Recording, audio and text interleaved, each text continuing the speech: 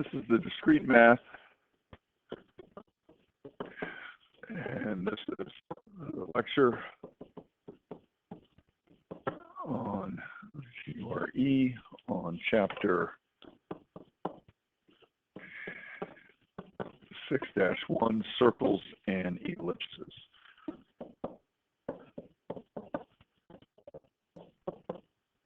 We do not plan on doing a lot of equations with this. We'll talk about some of the characteristics of a circle and of an ellipse. And there'll be some definitions that you'll have to memorize and some terminology that you'll have to see. On page 328 in your book, they have the definition of a circle. You should certainly be able to memorize that, and in particular, if I give you a portion of this definition, you should be able to put in the correct words. Okay, a circle is a set of all points in a plane that are the same distance from a fixed point. Fixed point is called the center of the circle, and the distance is the radius. And then all circles, obviously, regardless of their size, have the same shape. They're circular.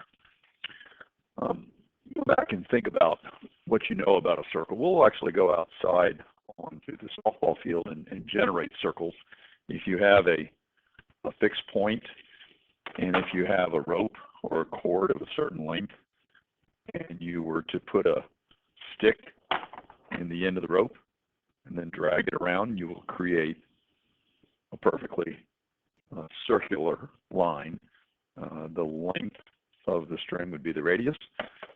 The fixed point is the center, right? And that's really the only two things you need to know about a circle: center and then the radius. Notice the radius is a distance.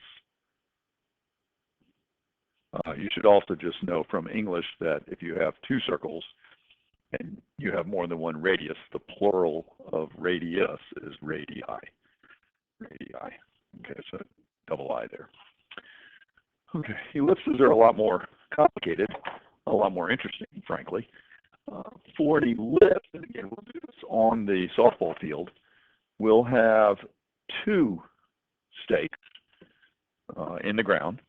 And again, I'll take a length of cord and pull it so that it's tight, and put my stick sort of at an angle here, and as long as I keep the cord tight between these 2 points, I'll generate an ellipse.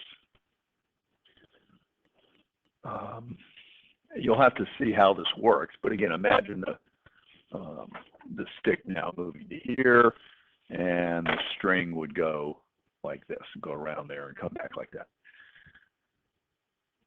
So let's look at the definition. The definition in your book is on page 329, ellipse.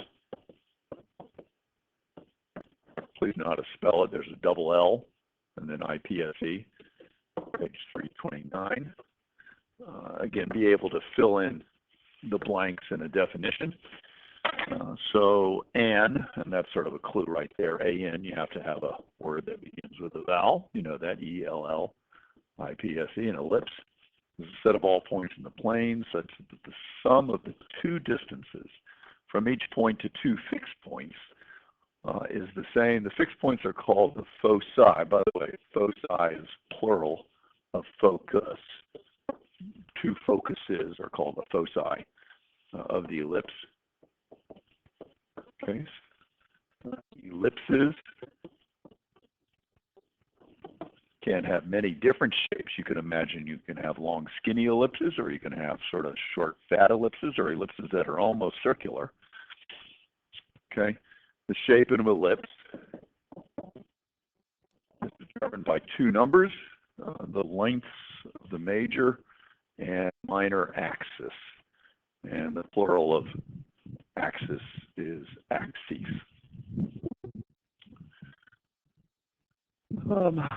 Go back to the sketch just for a minute. Circle. Let me throw an ellipse in here. we have these two fixed points. These are called focus points. The ellipse goes around two focus points like that. The center of the ellipse would be right in between the two focus points. Imagine a line going like that and a line going like that. The longer of the two lines, this one here that goes through the two focus points and the center, that's called the major axis. And the shorter of the two lines, the one that goes perpendicular to the major axis, still going through the center, that's called the minor axis. You can imagine if the major axis and minor axis are about the same length. So say we had a major axis this long, and we had a minor axis this long, where they're not quite the same, the ellipse is going to be almost circular. Okay. And in fact, if the major axis and minor axis are exactly the same, then you would have a circle. You can also have very, very elongated ellipses where the major axis is very, very long compared to the minor axis. Minor axis might be like that. And so now the ellipse would be very, very elongated, looking like this. Okay. There is a word that describes the relative shape of these ellipses. It's called eccentricity. And we're not going to get into that much. I don't even think it's mentioned in your book. Certainly you should be able to read a couple pages in your book.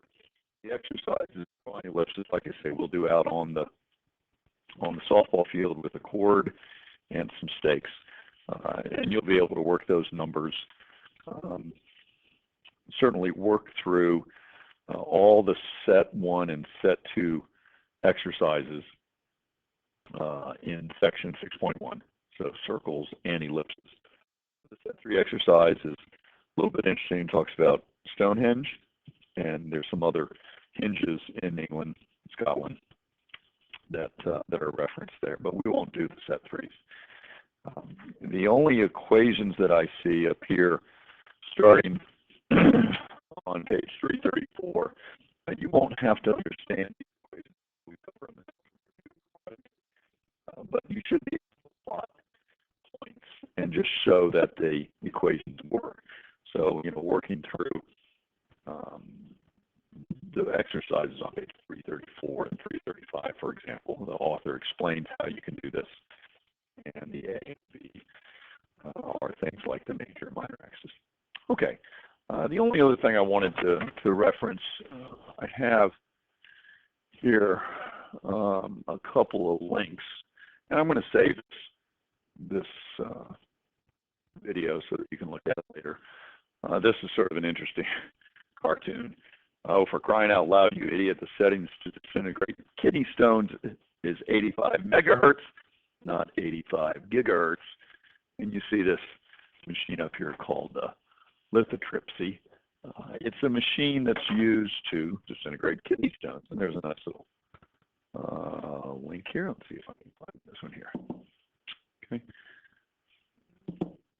I think we can go there. There we are. Medical application of the ellipse. And the way this works is if you have the patient at one spot over here at one focus, and you send sound waves off and another focus, you can actually disintegrate the kidney stones. So you can follow this if you like, and just sort of see where the ellipse could be used to help your relatives if they have kidney stones. Another application of the ellipse, or not application per se, but just a natural phenomena, is the orbit of planets. You probably remember this from Earth Science. Then another link here is on your video. Interesting pool tables, you can see those that are elliptical in shape. But yeah, all the planets orbiting the sun are satellites. They don't travel in a circular motion. as many people believe, but rather they travel in elliptical orbits. And again, you see that word eccentricity. The closer the eccentricity is to zero, the more circular the orbit. The further the eccentricity is away from zero, the more elongated. And it says the planet Pluto, or the minor planet Pluto now, has an eccentricity of about a quarter. Okay. And so there's some other stuff you can see if you like. Okay, that's about it. We're going to continue working in Chapter 6 over the next probably week or two. I do want to continue the discussion of row the boat and 100% effort. Okay, let me stop this here, 10 minutes in.